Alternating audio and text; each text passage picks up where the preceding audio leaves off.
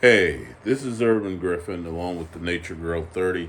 And you see this t shirt I got on? And yeah, it's specifically, it has the image of John Berthal. We just got finished watching a couple of days ago um, the season one of The Punisher, which I had already seen, but she had never seen it.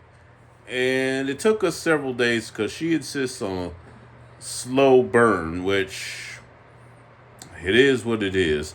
But she insists on a slow burn, and I just basically just want to come up. It's not so much a review. I just want to get, because she had never seen it before, and I just want to get her impressions of it. Okay. Where to start? Like from episode by episode, the whole thing in general. Well, either one. Well, I guess I'll start with the characters. And we talked about this before many times. Irvin and I. I honestly prefer Thomas Jane's version of the Punisher than John Berthal. Nothing against him. He's an amazing actor. And I know the reason why they chose him is because they wanted to show a more humanitarian side of him. They want to show him to be more human, especially the fact that he was a Marine. And I wouldn't be surprised that, and if for those who actually were in the military and who are Marines and who are watching this video, I would love to know what your thoughts are in the comments below, and whether or not that John Berthal's version of the Punisher, when he's actually a Marine, represented represented your branch well. That's something I would love to know for anybody that was in the military or was a Marine. But honestly, the one thing that bugged me about him is the fact that he was way too sloppy. And you would think that with him having military training, now I have no idea what Marines go through. I have no idea the training that they go through. But I would think that they would know a little bit more about being discreet and not just go in at guns blazing. They will actually have some sort of tactic in going in to actually get the person that they're going after, instead of just straight up going in guns blazing and just not ignoring all the red flags. And that's the one thing that bothered me a little bit about John Berthal's version. But then as the episodes went on, especially towards episode, I think it was episode 8. No, it was episode 9. Was it 10 episodes or? It was 13. Okay. So it was probably episode 12 when we watched it, when he was actually planning traps and everything and literally planning out who he was going after. He was going after Billy Russo, and how he was planning stuff out. It seems like he was more strategic then. So it was kind of a build up to that. But at first it was a bit of a turn off to see that he is constantly getting caught. He got his face all over the news. He got ambushed several times. You would think that he would have some sense, but that's just the one thing that bothered me about his character. But honestly, he's not a bad dude. He's he went through hell. He lost his family. The military was all he knew. And the one thing that I absolutely loved was when they were sitting at the round table. I wouldn't be surprised that a lot of veterans go through this. When they come back from the war, what's next? All I knew is this. And now that's gone. What's next? That's the one thing that I loved about it, because I wouldn't be shocked if a lot of veterans go through that, coming back from the war, and can they do anything else? That's the one thing I do love about season 1. Yes. Yeah, it did show that. And the cast of characters around him. Now, like Regina, I actually prefer the Thomas Jane one. I get why, although Jane has gone on record to say the Punisher that John Berthal was is one, or at least a version of him similar, is one he wished he could have got a chance to portray in his own Punisher film. But I personally like that his Punisher was more strategic. And while the kills were like brutally awesome, I actually prefer Jane's way. Jane was basically one shot, one kill. He didn't get overly graphic. He just got it done and kept it moving. But honestly, Thomas Jane's version didn't get his hands dirty a lot. It was the people he was going after that took Yeah, I'm talking out. about when he did kill Oh, somebody. yeah. When he did, it was one shot, one kill, kept His it body moving. count was a lot lower compared to Berthol's. Yeah, but he was a lot more strategic. Yeah. And I think the difference is they were both versions were Marines, but he was also an FBI agent. So he had that training on top of being a Marine. And I guess even though John Berthol's character was a Marine, I don't know if he had any specialty training on top of that. Not as far as we can tell. And to be honest, let's go all the way back to even Daredevil. Seemed like he wasn't caught as easily. No. But he had a death wish. And I guess we talked about this while watching it. There's a difference between Daredevil and the Punisher. Even though they both have high tolerances for pain, one isn't afraid to die, which is a difference.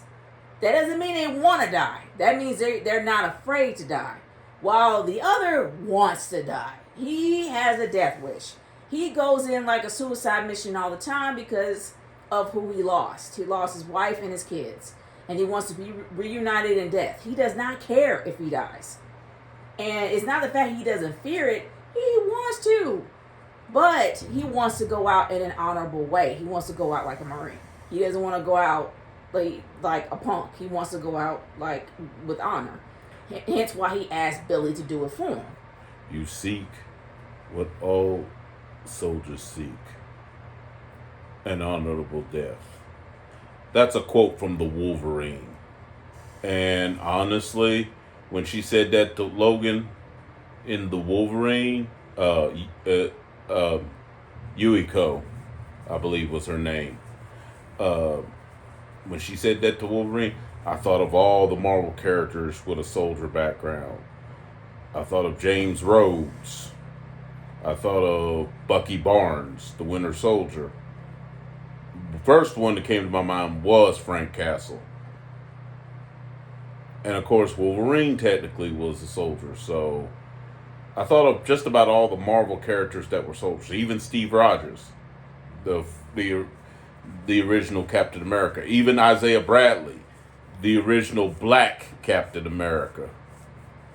I even thought of them because I would, and I bet you they're out there, and I just never seen them.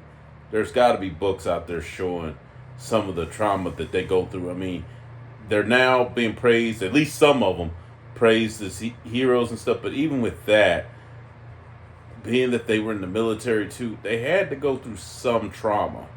Maybe not to the extent Frank did. I think the closest one of the ones I named maybe would be Wolverine, certainly. Maybe Steve Rogers, Captain America. Maybe. But with Steve, I don't think he thought about it that much. He just thought about serving his country. That was the main priority that Steve Rogers had. Bucky Barnes, he actually thought the same way that Steve Rogers did before he was brainwashed. But he lived with so much guilt. I wouldn't be surprised if he was thinking about an honorable death. Mm-hmm. Wolverine was just tired of living. The guy was over maybe 3 centuries old. He was exhausted. He saw so many people he loved die. He probably didn't care but gave up because he knew it wasn't going to happen. Just like you can probably say to a certain extent Deadpool, even though Deadpool I think was in the military. I think. Not for sure. I know he was a mercenary. He was a mercenary, so it makes me wonder if he had a military background. But he probably gave up because he knew he couldn't die.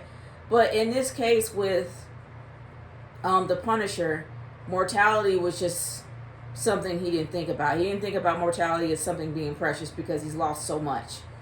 But if he had to die, he would die honorably. He would go out like a boss. That's pretty much what he would do. And Daredevil, he had the most ridiculous tolerance for pain. This guy had a corkscrew to the foot and he still kept going. He was stabbed in the foot, any type of limbs. No, Punisher was. I mean, not Daredevil, but the Punisher was stabbed in the foot while sitting in a chair. He was tortured right and left by, I think, this Irish mob.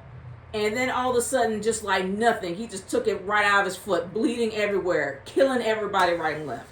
This guy had a ridiculous tolerance for pain.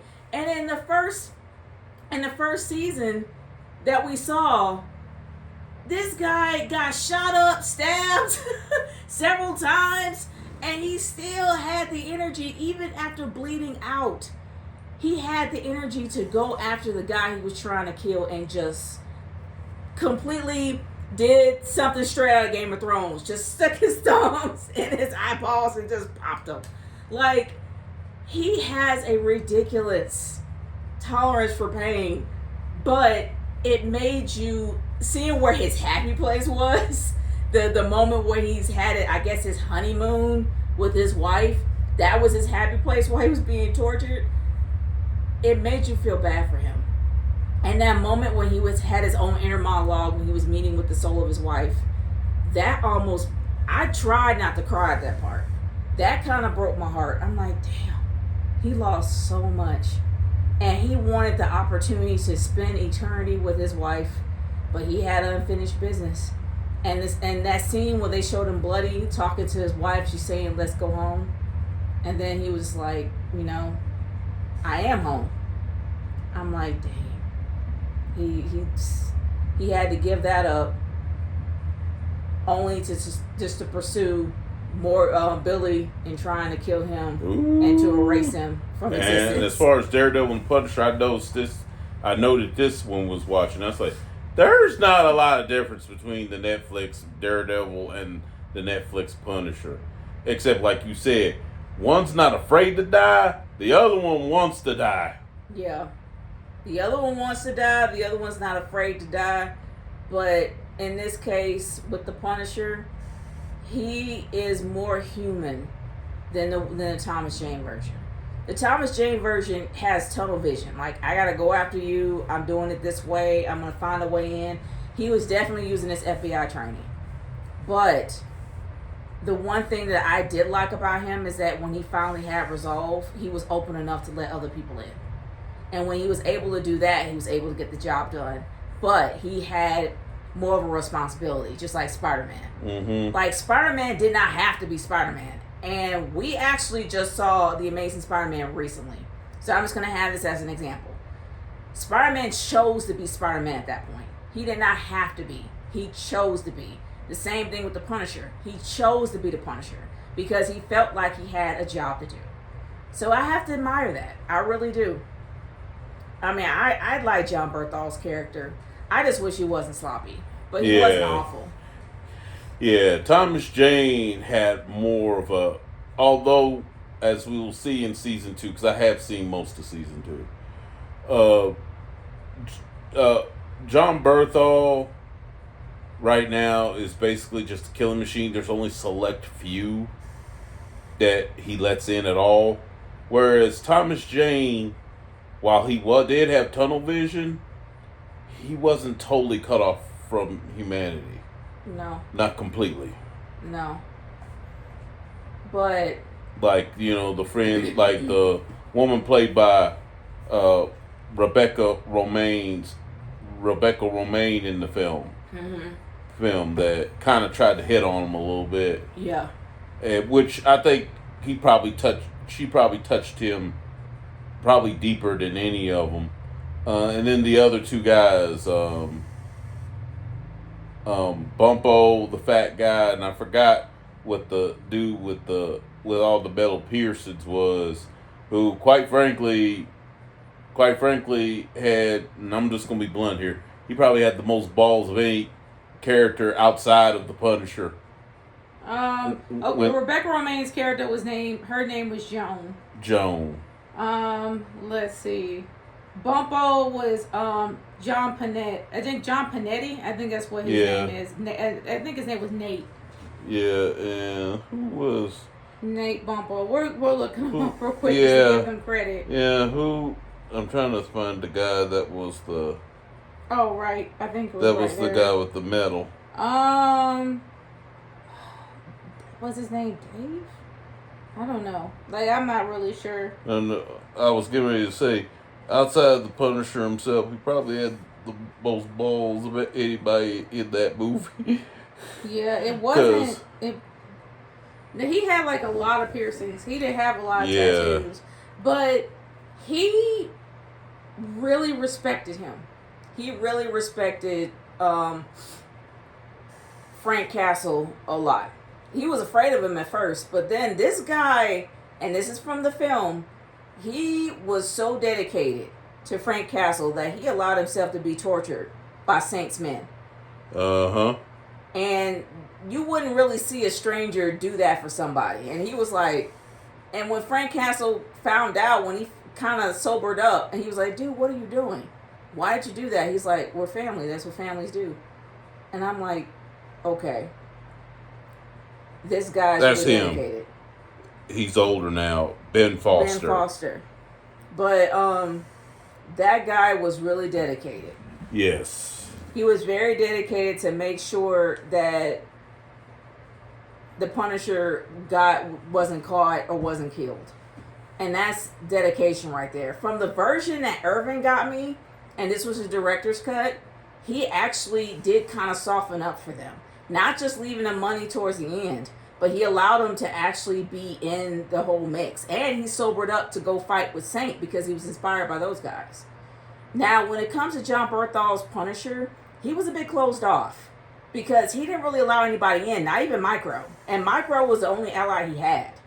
And later on, the one thing I loved was the bromance that was between Micro and Frank Castle, because honestly, he was the only friend he had. Yep.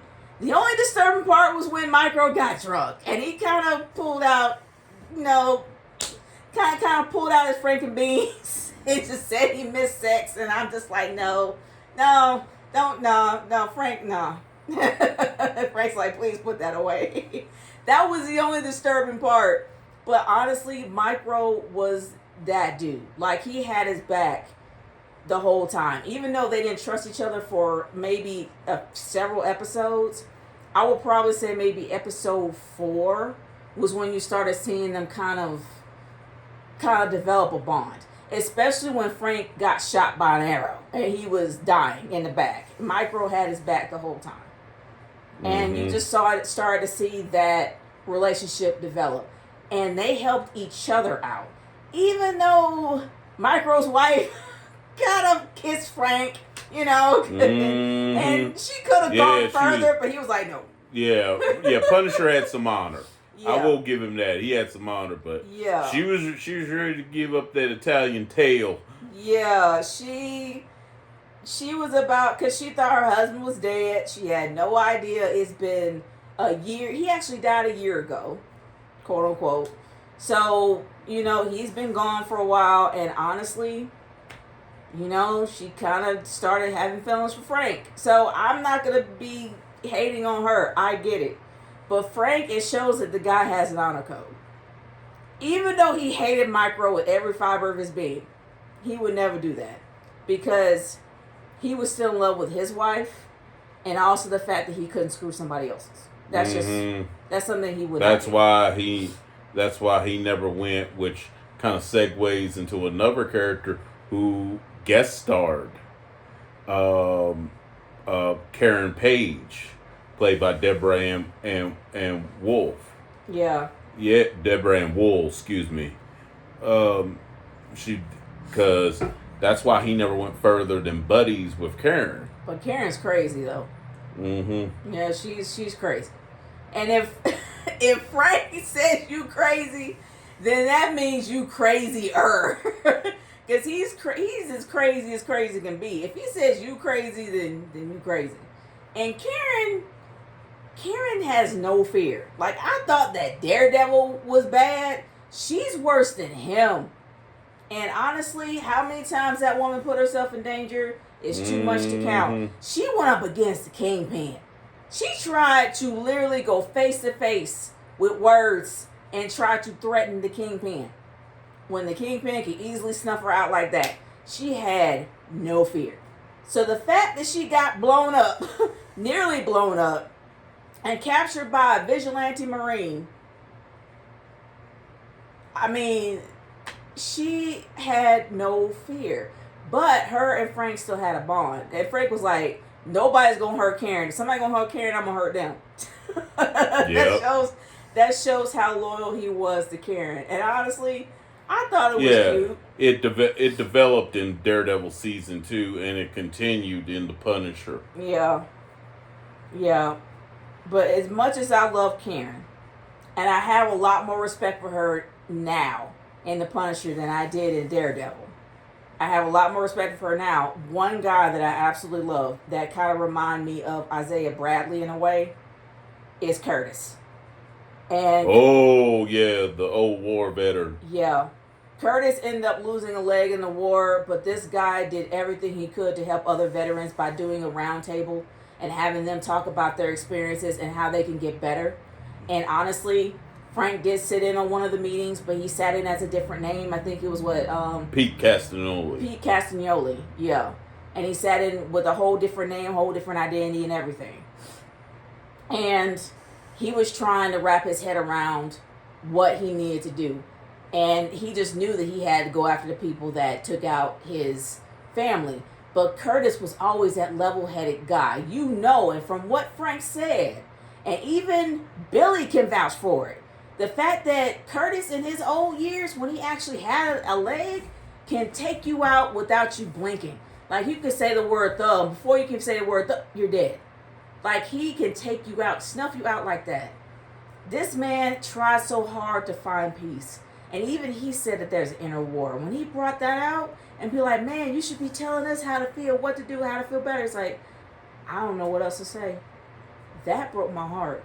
Because a lot of guys, like I said before, a lot of veterans go through that. A lot of veterans face that wall. They face that dead end. And at that point, he felt that he was at a dead end. Even though he did everything he could to do right. And then all the danger that, unfortunately, Frank put him in. But he still didn't hate Frank because he knew how loyal Frank was. He knew how Frank Castle was.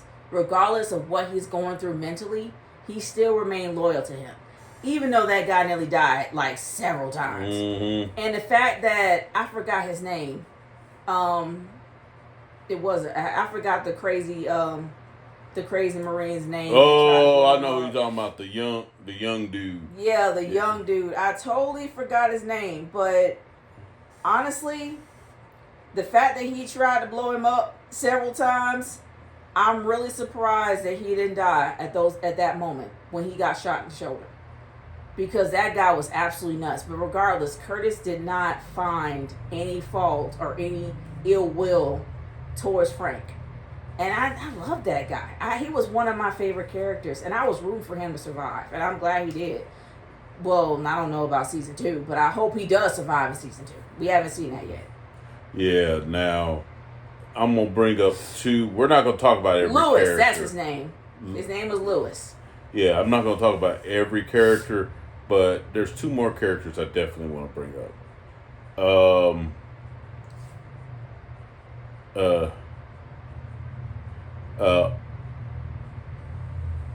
Dinah Madani. Yeah, Dina Madani. Mm-hmm. What is there I can say about Madani that isn't mean? I hated her. Like, I honestly hated, I think her name was Dina. I hated Dina Madani. I couldn't stand her. She was with Homeland Security. She was the most emotional individual that got into so much trouble, that got her entire squad killed, including her partner, all because of the fact that she boned the guy that screwed her, literally. Like, literally and figuratively. Yeah. We don't mean sexually, just sexually either. No, she got boned in 2 ways. One not a good way and one a very good way. But in this case with Dina, she was so gung-ho and going after Frank because for some reason, and maybe we'll find out in season 2 why she was so emotional over the guy that got tortured. But the fact that she put everybody in danger, she put her job on the line, all of her emotions was all thrown out there.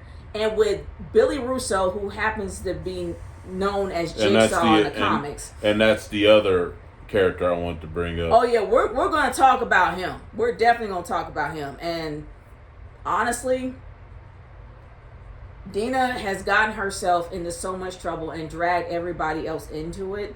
And for some reason, she just did not have any accountability for everything she's done until the very end. And it's until her partner got killed, Sam Stein, when he got murdered. That's the only time she started developing accountability for his death, but not for her squad. She has a huge amount of tunnel vision for whatever, any type of project or whatever she's going after. She'll go after it no matter who gets stepped on or shot. And the fact that really pissed me off about her is that she put Micro's family in danger of being killed again. Not to mention the fact that they saw him die twice. First, his wife saw him die, fake his own death. Then they saw him get shot the second time in front of his kids. And I'm just like, she just ran in, guns blazing, when they were actually trying to negotiate and put him into the van. She just went in there, guns blazing, got his family nearly killed, and her, and him, and everybody else. And then she gets mad at Micro for not getting what she wants. I'm just like, woman, I'm surprised you're not dead yet. Like, seriously, I'm not surprised that you're not dead, shot, maimed, or just traumatized. Because she is just awful. She is an awful person. And unfortunately, that she's supposed to be the representative of how, I guess, how maybe linear the government can be. And it's just, I hated her character. I hated every bit of her character. I don't think there's a redeeming trait from her character at all, in my humble opinion. She just has tunnel vision about getting her guy, and that's it. No matter who she steps on. Except when she started, being romantically involved with Billy. That's the only time we saw her human side come out. And then we saw the scorn woman side when she got screwed. Literally and figuratively by Billy Russo. Oh yeah, speaking of Billy Russo, this is a total change from the comics. In the comics, he's a gangster that got disfigured by the Punisher, and he becomes known as Jigsaw. Here, he's a former Marine who worked with Frank Castle in the military and was actually friends with Frank Castle and was even close to him and his family.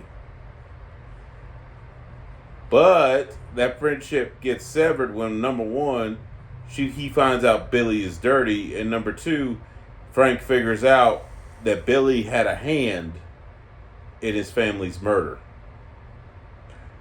So, when that happens, as you could probably guess, when it finally gets down to one-on-one with them, it is violent and brutal.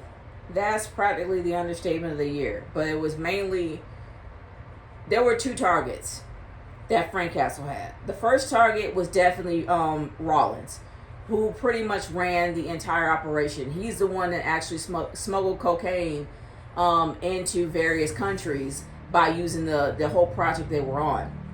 And I forgot what the name of the project was. I think it was Project Cerberus or something. I can't remember. But the project they were actually doing, they were smuggling drugs from one country to another. And what they were doing was that Frank, unfortunately, had to execute one of the guys that was a part of the whole program to cover the whole thing up. So the fact that he did all this, a whole bunch of corruption, got his entire company, well, not company, got most of the government in trouble for what he did trying to cover it up, he became more and more corrupt. And unfortunately, he was practically untouchable by Frank. But when Billy Russo got out of the army, he ended up developing his own security detail and his own security company that was a private company that was hired by some of these government officials for protection. So he was practically using him as a fall guy. And he was going to use Frank too as a fall guy because Frank got himself in trouble. He got himself as public enemy number one. For getting his own face up there, and after everything he did in New York, he kind of screwed himself over. So the thing is, they were going to use Frank, they were going to use Billy, and they were going to use them as scapegoats. But honestly, Rollins just got a bit too emotional. As stoic as this man was, absolutely, when it came to killing, he thought that was the normal. Like, he was like, I don't understand why everybody's mad about this. These guys are like stooges. They're like they're below my feet. They're not even above me. Why does everybody care if they live or die?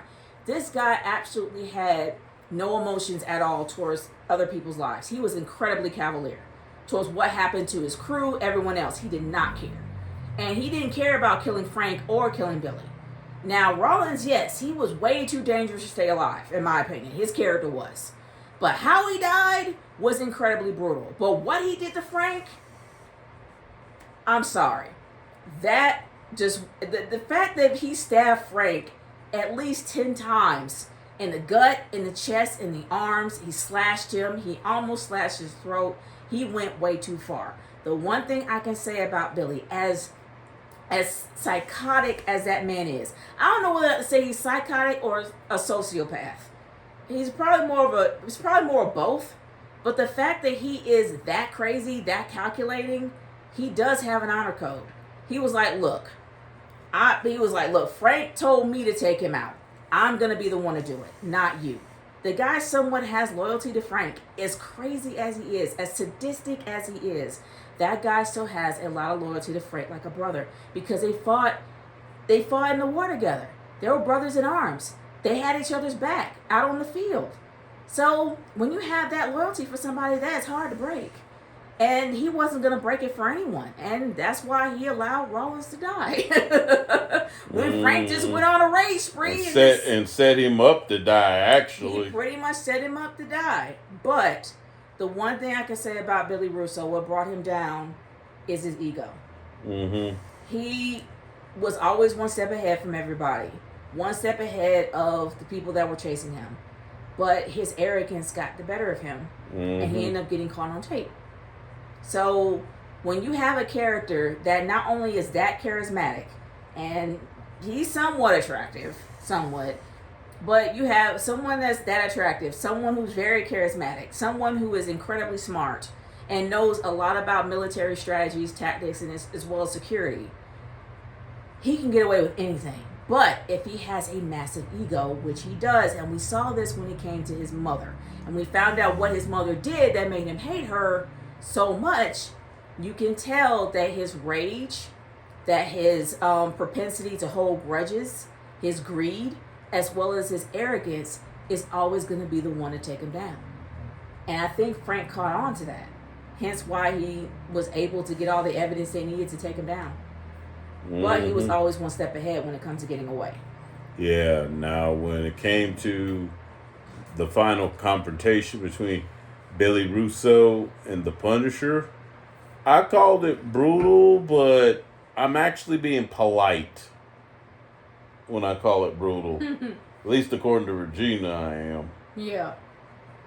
It wasn't as gory as I expected, but I know that the murder spree prior to Rollins catching him was definitely gory.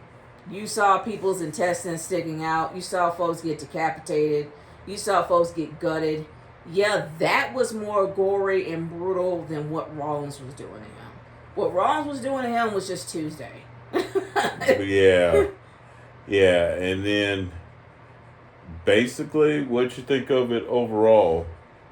Honestly, I enjoyed season 1. There were characters that I didn't like, but they were supposed to fit the narrative. So it didn't really bother me that much. I honestly did like how they showed what a lot of veterans go through after the war. The same thing with John Berthal's character of the Frank Castle, what he was going through. And also what happened to Lewis.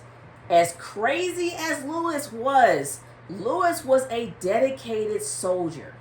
He could not shut off. And that's what ruined him. That's what killed him. Is that he couldn't shut off. This guy went so nuts to where that he had so much respect for Frank that he couldn't kill him, but he would kill everybody else. This guy did not want to be arrested by the police. Mm-hmm. He did not want to be thrown in jail. He did not want to go AWOL or have anything stripped from him. He just blew himself up because he could not shut off. And that shows what a lot of people from the military probably have to go through from day to day. And it's nice to be able to have a round table with those that can relate to what you go through to see if you can work it out. That's the one thing I do appreciate about that. But I don't like Madani. That's never gonna change. I really, really can't stand her character. But I like a good villain. And Russo, who is now Jigsaw, and for those who haven't seen it, you'll find out why. He is the most sadistic, most psychotic character you can see. I mean, even though he's a well-trained military soldier, the guy is just mental. And a part of me thinks maybe he likes some part of me thinks he's a sadist. That he honestly likes seeing people die. Like he likes pain being inflicted on someone else. Like it's cathartic for him. So I honestly like psychotic characters like that because it kind of gives you an idea on how they are as a person and how satisfying it would be to take them down. I like multifaceted characters like that. Rollins was a typical military goon. He was going to die. He was death fodder. I know that. But his boss, and I think she was played by Mary Stuart Mastrantonio. I forgot her name. But I thought she was just as corrupt as everyone else. But she honestly wasn't. She was more surprised to find out that the guy that she appointed in that position, a higher position, was just as corrupt. Mm-hmm. And honestly, she was like, after all this is said and done, you're going to resign. He went to a level that even she wouldn't go to. No, and she didn't really expect that. She didn't really expect him to go that dark and to go that deep and to put everybody and their entire career as well as the whole idea of government being protecting people in jeopardy. That would have changed the perception of how people see the government as a whole as well as protection. A lot of people already see the government as one thing, but if you can imagine if something like that did happen and it did get out, the lack of trust will be there and it's just going to create chaos. So she's trying to prevent all of that from happening, and I get that. It's going to be tough to make decisions when you're in that position. But I don't think that she was corrupt as him. I think that she did everything she could to keep order. But Rollins was just a hot mess. And I think he was pissed off at Frank because he lost an eye. And I think all this was a revenge for him because he went after his own family after he lost his eye. So Rollins was bound to die. But Billy Russo is practically one of the most interesting villains I've seen in the Punisher series so far. Well, two last quick questions. Who do you think, and it's actually a comparison, who do you think was more sadistic or more evil? Billy Russo from The Punisher or Dexter Poindexter, which I'm going to call him Bullseye because that's who he was. Bullseye from Daredevil Season 3. Poindexter, hands down, was scary. He was scary crazy. But for him, he not only had a lot of mental issues, the guy had massive, like really severe OCD, as well as him. And this is not something we're making up. This is something they've already diagnosed in the show. But the fact he had OCD, the fact that he had voices in his head, the fact that he was at pinpoint accuracy, he never missed. He never missed a target, ever. It's absolutely terrifying. Russo can mess up every once in a while. He can miss a ton of targets. But Poindexter never missed his. Not once. Hence why he's called Bullseye. He was way scarier than Jigsaw. Way scarier than him. Yeah, okay, here's the other question. Since you hate both of these law enforcement women, who you find worse? Dina Madani from the Homeland and the Punisher, or NYPD's Misty Knight from Luke Cage? She doesn't like neither one of them. Well, I know why you like Misty Knight. But anyway, the fact is, when it comes to Misty Knight, yeah, she's a do-gooder, but she's not the type of person that will be stupid enough to go into a trap. She will put her emotions in check before she would ever go to do anything police work-wise. That's the one thing I can respect about Misty Knight. Madani was the most emotional wreck on the planet. And when it came to Billy, especially when, and I'm sorry, that scene was kind of ironic, when she was being bathed by him after he murdered her partner, she just lost it. like every ounce of sanity went out the window when it came to her pride being crushed. When it comes to Misty Knight, yes, she's an incredibly powerful woman, but she will put her police work in front of everybody and her ethics of her work in front of anyone else. She wouldn't go against it for Luke. She wouldn't go against it for anyone else. She had her code of ethics and she stuck with it. Madani, she threw all that out the window when you porked her and left and murdered her partner. She's like, you gonna die. And I'm gonna make sure you're gonna die and I won't get caught doing it. I'm gonna do it the legal way, but you're gonna die. Like, seriously. Mm-hmm. She was the most emotional individual on the planet that didn't care who died, even herself. I mean, she got shot. She got shot towards the end. It was a bullet graze. But either or, she almost died. Trying to not tell anybody where she went. She didn't tell Raffi where she went. She didn't tell anybody where she went. Had no backup whatsoever. And she could have gotten shot and died. All because she wanted to kill Russo for schooling. Mm-hmm. I'm sorry. I'm shocked that woman wasn't dead from the very beginning. Yeah. But I just didn't like her character. I prefer Misty Knight over her. Well, overall, I did like season 1. We'll be back at some point when we do finish watching season 2. We haven't started on it yet. So, anything else? Nope. Oh, okay. Well, if you like what I do, comment and subscribe. Definitely want to hear from people who were in the military that have watched this series, at least season 1, and tell us whether some of the stuff it was exaggerated or did it really go on and stuff, especially that round table stuff.